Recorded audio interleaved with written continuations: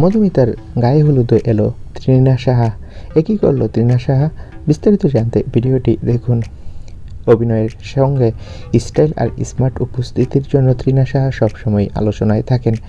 Social মিডিয়ায় যেমন তিনি সক্রিয়, তেমন বাস্তব জীবনের আনন্দের মুহূর্তেও নিজেকে আলাদা করে তুলে ধরতে জানেন। তারই প্রমাণ মিলল মধুমিতা সরকারের গায়ে হলুদের অনুষ্ঠানে।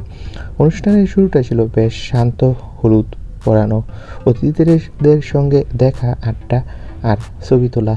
তৃণা সাহ সেই আনন্দে সামিল হন। মিউজিকের তালে তালে যখন পরিবেশ বদলাতে শুরু করে, তৃণা মঞ্চে উঠে নাচে যোগ দেয়।